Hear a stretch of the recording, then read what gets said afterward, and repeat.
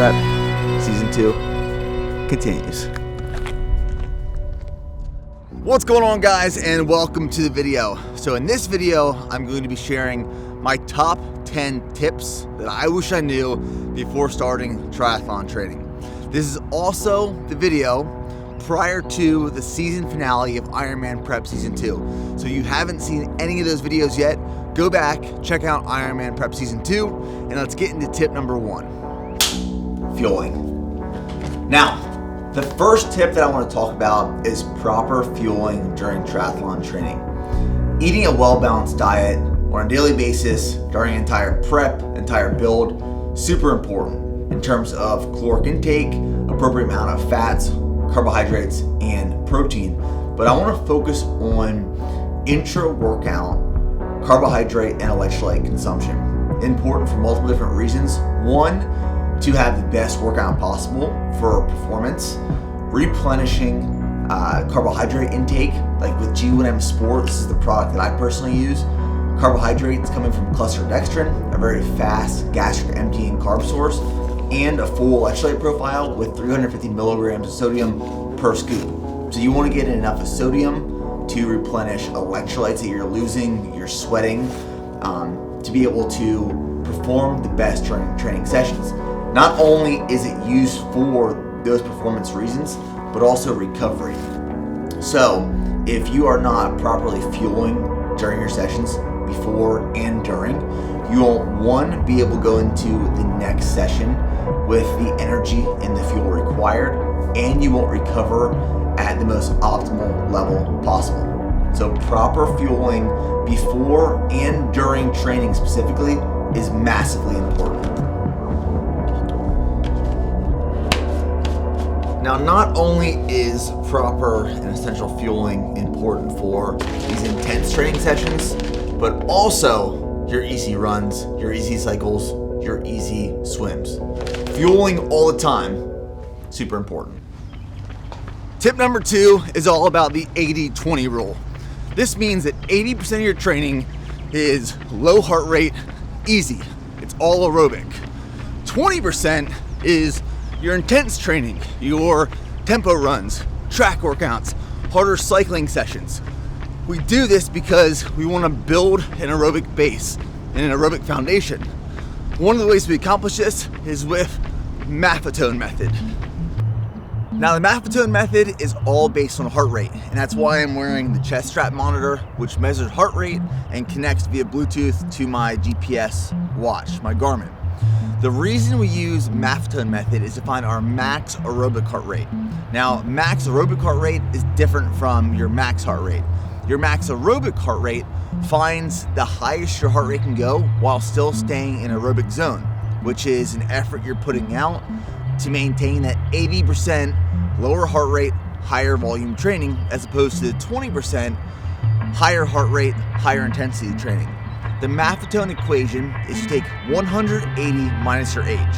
I am 30 years old, so 180 minus 30 is 150. 150 is going to be my max aerobic heart rate. This is the highest I want my heart to go in aerobic training. These easier, longer, slower runs or cycling sessions, 150 is the highest my heart rate's going to go for these aerobic sessions. And I'm going to track that via my chest strap monitor to my watch to make sure I'm staying in an aerobic zone. Now, I really want to drive this one home because this is where I personally messed up big time in the past. I was following more like a 50-50 rule, where 50% of my training was done easy, low heart rate aerobic, 50% was too intense, tempo runs, threshold runs. What happens is, one, you fatigue, you burn out, and you're not improving because you're not building your aerobic base and your aerobic foundation. So to run faster, to move faster in endurance sports, start by going slower and easier. Now, tip number 3 focuses on utilizing block training to maximize your progression in a specific sport. Now, what I mean by block training is you spend a specified amount of time on a specific sport. like just the run, just the bike, or just the swim. And you do this to build a lot of progression in that sport alone. So one of the things we did is we spent a few weeks really hard dedicated to the run, and I made massive improvements. Like I built my fitness in the run a lot. Then we spent 1 to 2 weeks just focused on the swim, and we built a lot of fitness in the swim.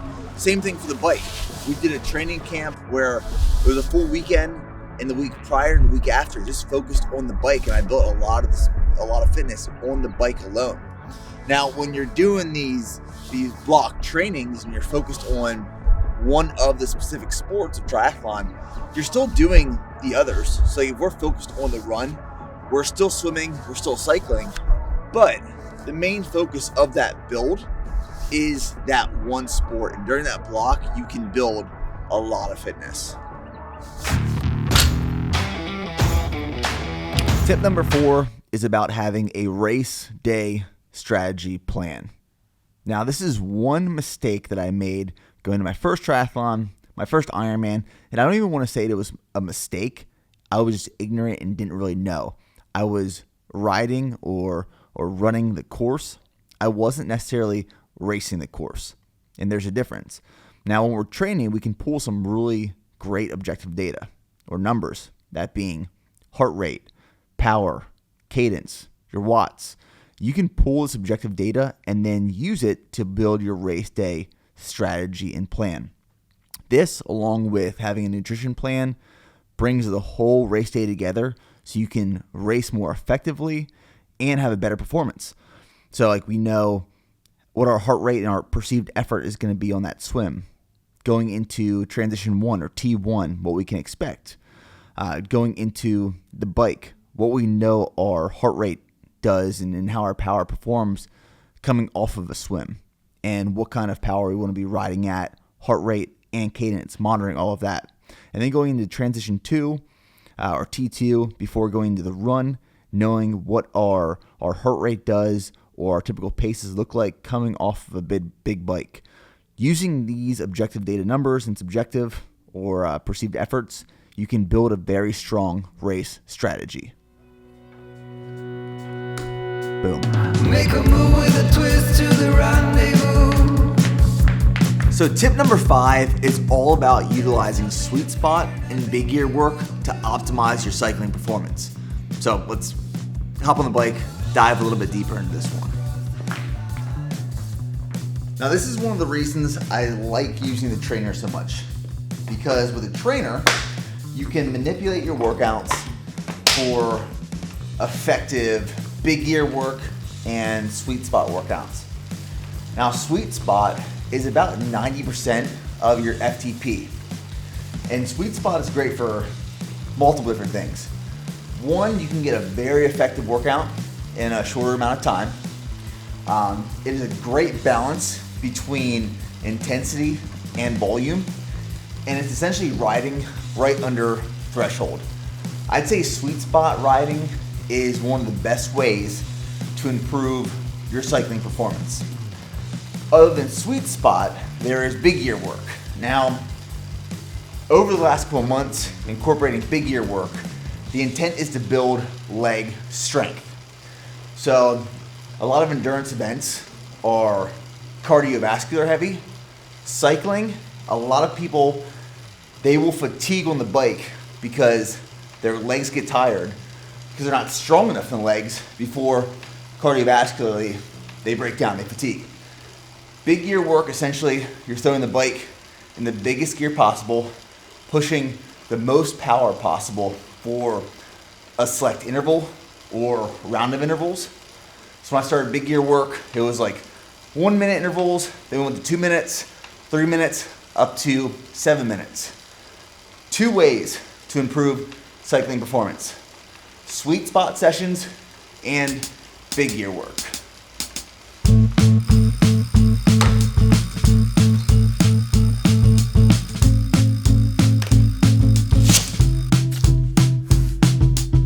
Tip number 6 is that triathlon is actually a strength sport. Now, common misconception.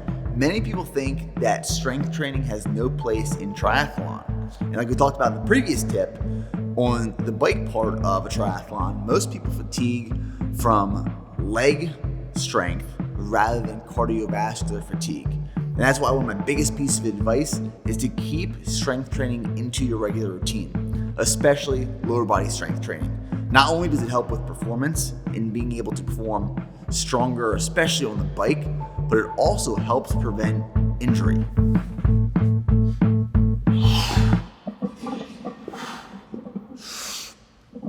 Now, you don't need too much equipment for strength training, but when we're talking triathlon, there are some essentials. Tip number 7 is the essential equipment you need for triathlon training. Now, don't get me wrong, this helmet, it's pretty cool. It's super aero, but you don't necessarily need something this intense. You can go to the extremes. You can go bare minimum, or you can deck everything out. Let's go over the essentials you need to get started. Now, triathletes are notorious for getting a piece of equipment for absolutely everything. I think like 95% of people that get into triathlon are victim and guilty for doing this. But like I said, I want to break down the essentials of what you need. So first off, some sort of fuel source. You're going to need fuel for training to maximize performance and facilitate recovery. So like G1M Sport, for example, carbohydrate and electrolyte powder, you're going to need some sort of fuel source. Going into the run, and the run portion of triathlon, but you're going to need some good pair of running shoes. And these are of the things you're going to have to keep resupplying on, because the more miles you put in your shoe, the faster they wear out. So like my go-to for running shoes are either Hoka's, Saucony, or like if I'm racing or doing a tempo or threshold workout, Nike Vaporflies, but just some good pair of running shoe, right? A GPS watch. So like the watch that I use is the Garmin Fenix 5 Plus, and then a heart rate monitor, because we're doing a lot of our training based off of heart rate. So your heart rate monitor that wraps around your chest will then connect via Bluetooth to your watch. That is really for like bare bones minimum all you need for running. Running is a very minimalistic sport. Jumping into the cycling portion of training, some sort of bib that has a chamois that protects your butt from all the riding you'll be doing. Helmet for protection, so when you fall, and you will fall, trust me, you don't hurt your head, hurt your noggin. Sunglasses. I say sunglasses are essential because as you're riding, you're picking up speed, you're outside. It protects your vision and your eyes from bugs, from debris, stuff like that. Cycling shoes, absolutely essential. And last but certainly not least, because you need it, the bike itself. Now, you don't need a crazy expensive bike, and one of the other things we could add is a trainer so you can ride indoor, but it's not essential. You can do all your riding outdoor if you really want to. And then a bike computer on your bike that will connect like via Bluetooth to your power meter so you can pull objective data and track your progress through riding. This will provide you your power. You can sync this to your heart rate monitor, you have your cadence. All of your data on your computer will give you some really good insights on your training and how you're progressing and improving. And then for the swim, all right, swim again is pretty minimal, just like running. You have your goggles, you have your swim cap. All the swim stuff that I wear is from Roka. And then I won't say it's absolutely essential, but it could be essential depending on where you live, where you're swimming, and the conditions. And that being a wetsuit. Now, depending on where you're at, the time of the year, the water temperature, you might not even be able to use a wetsuit, but it could be essential for training, especially in those winter months or colder climates and conditions. Those, from my personal opinion and experience, are the essentials for triathlon training. Now, tip number 8 is that your equipment, it really doesn't matter. that much. But let me explain what I'm talking about. Equipment, it's important. You absolutely need it for triathlon. But here's what I want to get to. When I first started training for my first triathlon, I was extremely overwhelmed by how much I was expected to buy, purchase, invest in. And I think that a lot of people are afraid to jump into triathlon, especially bigger distances like half Ironmans and full Ironmans, because there's a big investment up front, from the bikes to all of the equipment and gear to the races to the travel too. There's a lot. I mean, there's a lot that goes into it. And my biggest piece of advice for someone looking to get into triathlon is don't be overwhelmed and don't feel like you have to purchase everything and anything just to get started. Like my first one that I trained for 2 years ago, I spent some money and got some equipment, but a lot of it I bought used or refurbished and just bought the bare minimum. I mean, I didn't have a trainer. I didn't use Zwift 2 years ago. Now, training for, my second triathlon, Ironman Prep Season 2, I invested some more money because I learned from the first one what I needed, what I wanted. But don't be intimidated or afraid to get into the sport because you're overwhelmed with what you think you need to purchase. Get the bare minimum and then take the time to learn and realize and understand what you personally want, what you need, and not necessarily what you're told you have to get into the sport. It's a big piece of advice, and that's why I want to say, don't feel you need everything just to get started.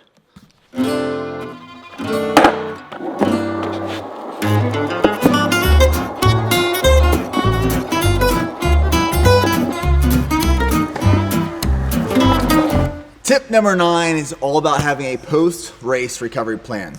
Listen, this has been one of my biggest problems, the biggest mistakes I've ever made in regards to any race that I've done. I've jumped back into training way too fast. So here's some tips that you should keep in mind.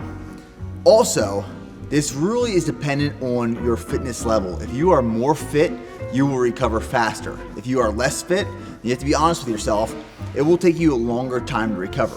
So the first 14 days are super essential. Really, you can take these first 14 days off, but if you're going to train, keep it aerobic, being easy cycling or easy swimming, no running for these first 14 days. After that, you can start building back some more intense, higher volume training, depending on your fitness level and how you're feeling. One thing to really keep in mind is that it's not just muscular recovery. So if your legs feel better, if your body feels better, you still taxed your central nervous system pretty hard during that race, and it needs time to come back and recover. And then one thing to focus on post-race that you should have been the entire race prep and the build is sleep, hydration, and nutrition. Absolutely essential to get back to racing and training as fast as possible. And last but not least, have a plan. Just like your prep, just like your build, you had a plan going into it. Have a plan for post-race so you can recover as fast as possible to get back to training and get back to racing. Tip number 10 is all about backwards planning. And if you have been following this channel for quite some time, you have most definitely heard me talk about backwards planning. It is something I learned in the military. I've implemented it into my civilian life after transitioning out, and I believe it is truly powerful in anything you're doing. Fitness, business, personal life, backwards planning is absolutely essential during a triathlon prep. As you can see here, it is 9:24 p.m.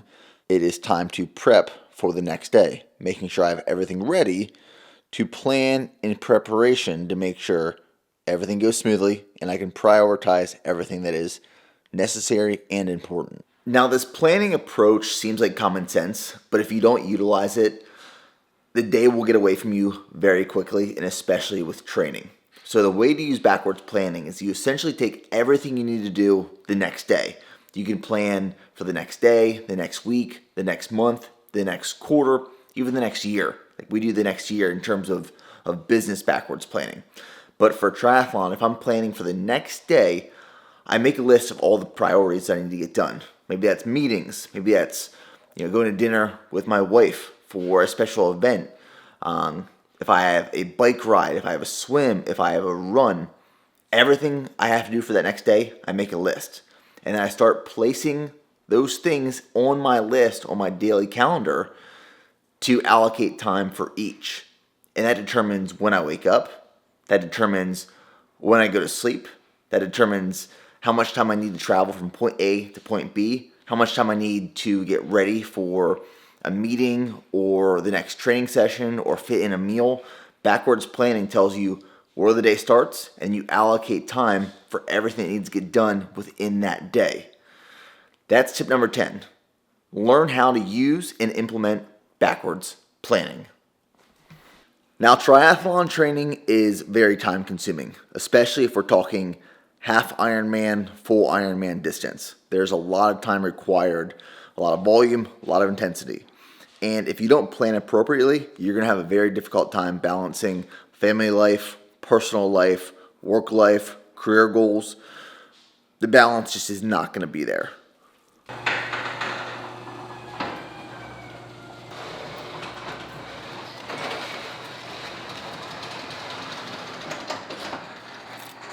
So right now what I'm doing is packing up the truck, because one of the things I do is I pack up my truck the night prior with things that I can. So it's one less thing I have to do the next morning. Backwards planning in a nutshell. That's the video. Hope you guys enjoyed it. Those are 10 of my best personal tips for triathlon. Your first triathlon, starting out, things that I wish I knew prior to that I want to share with you. So we'll see you guys in the next video.